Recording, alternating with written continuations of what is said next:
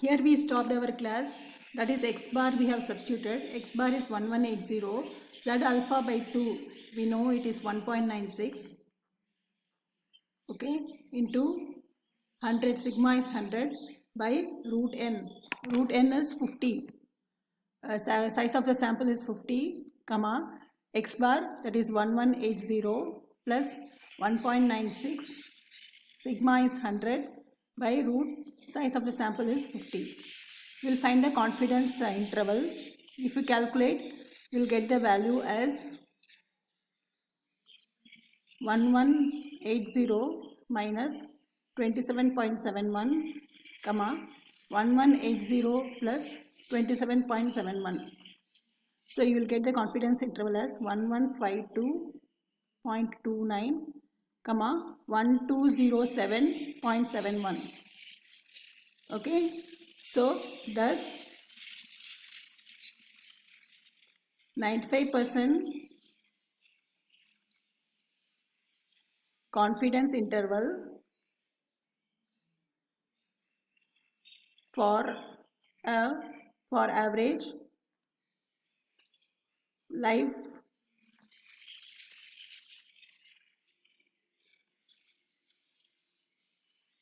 of a bulb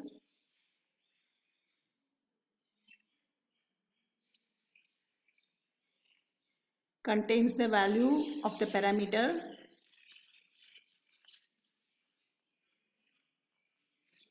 specified by the null hypothesis.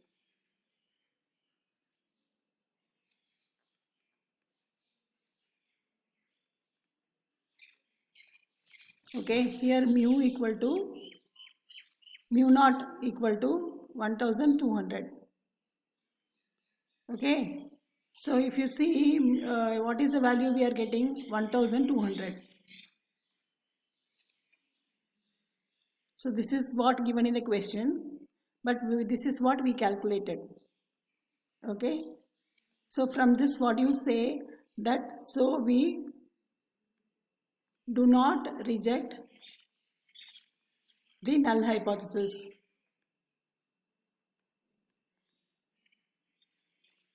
Okay, 95% confidence interval for average life of a bulb contains the value of the parameter specified in the null hypothesis. That is, it is specified in the null hypothesis. Here we are getting mu naught. Actually, mu naught is given as 1200, but 1200 is not in this interval. Okay, it is outside the interval. So we do not reject the null hypothesis. So here in this case also we do not reject the null hypothesis. All the three cases we got the same answer. Thus we conclude that a sample does not provide us sufficient evidence against the claim. So we may assume that the company's claim that the average life of a bulb is 1200 hours is true.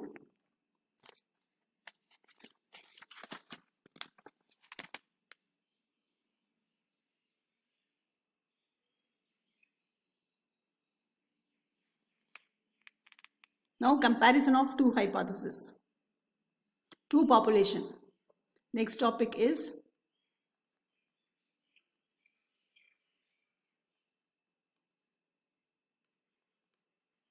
we have taken only one population. No, here we will be seeing, hereafter we will be seeing two population. Comparison of two populations. So we are going to compare the two populations. First we'll see one illustration. One using this two population. Okay, the mean of the sample, we'll go back to the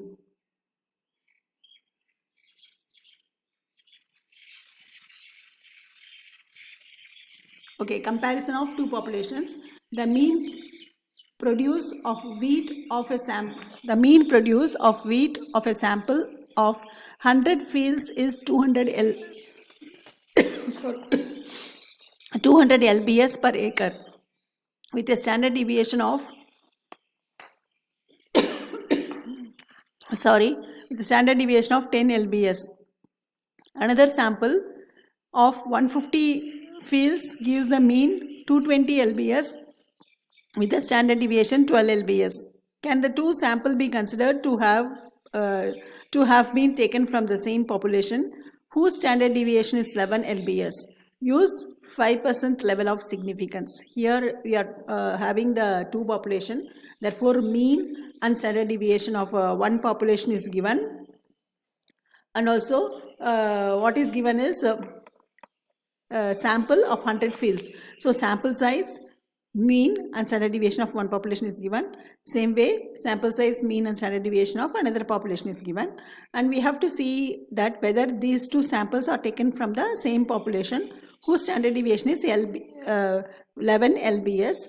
Now the question asked is confidence in level is 5% level of significance, that is 95% confidence interval, and 5% level 95 means it is 5% level of significance.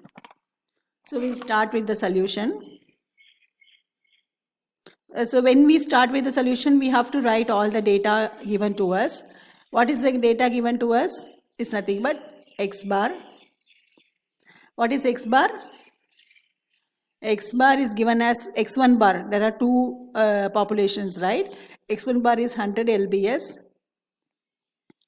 and x2 bar is 220 lbs, and size of sample 1 is 100, size of sample 2 is 150, standard deviation of sample 1 is 100 lbs, standard deviation of population 2 is 12 lbs, and sigma p, whether they have taken from the same population, that is 11 lbs, is given in the question, whether these two are taken from the same population.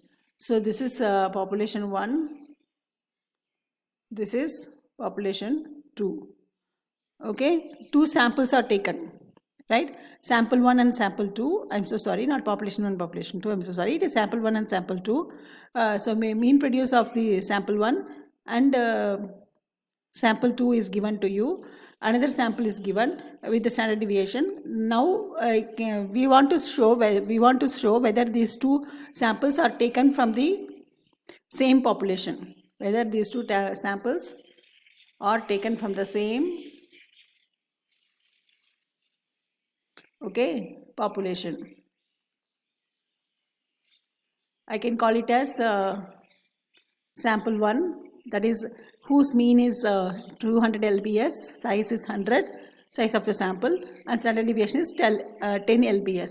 And one more sample is there whose mean is 220 lbs and size of the sample is 150 and the standard deviation is 12 lbs. And we want to check whether these two are taken from the same population, right? This is a question given to you. As usual, we should start with the H naught. What is our H naught?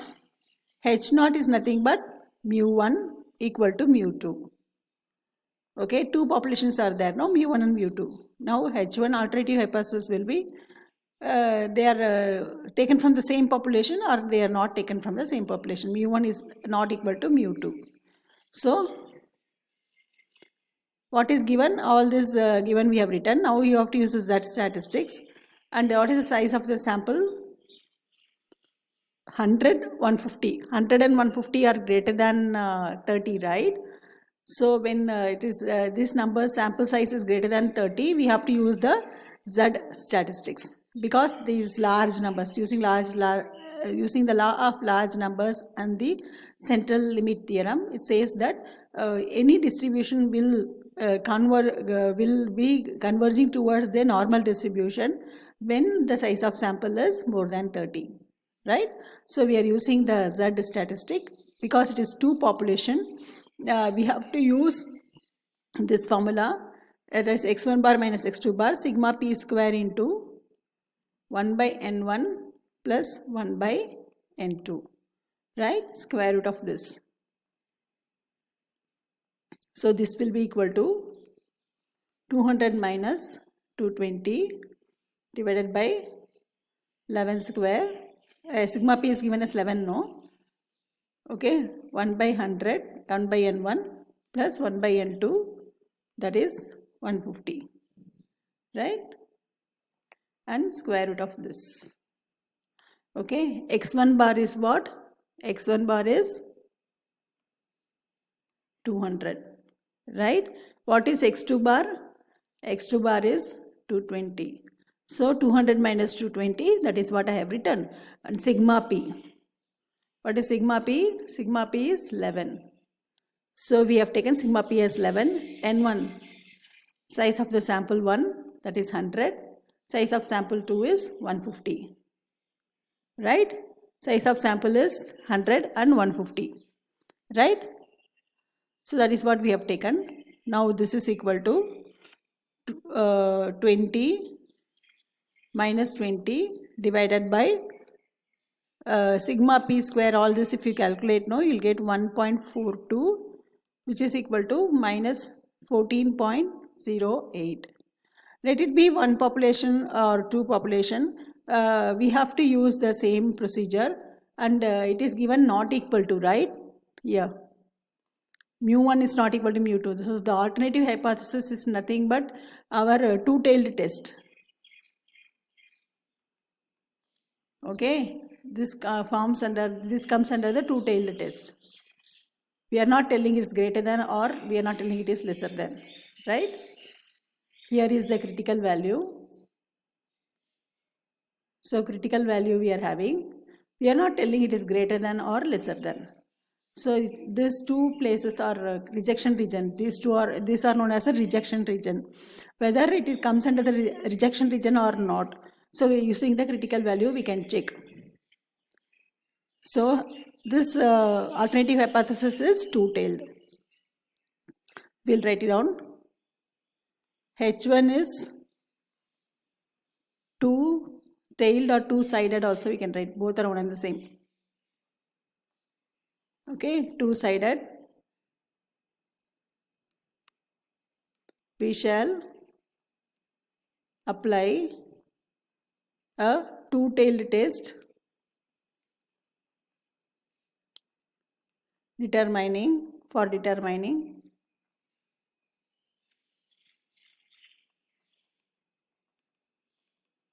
Okay, what we are going to determine? We are going to use the two-tailed test for determining the rejection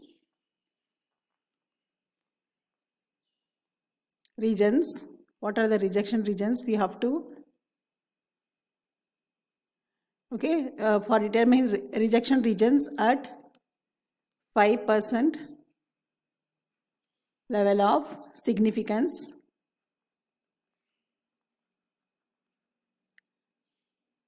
So what we come under the normal curve table, from the normal curve table, or modulus of Z is greater than 1.96. I hope you will, by this time it should be in your mind, right? No need to see that table. So observed value of Z is minus 14.08, which falls in the rejection region because it is greater than 1.96, no? Therefore it falls under the rejection region, and thus we reject H0 and conclude. Now we have to take the decision, no, and conclude that the two samples cannot be considered to have been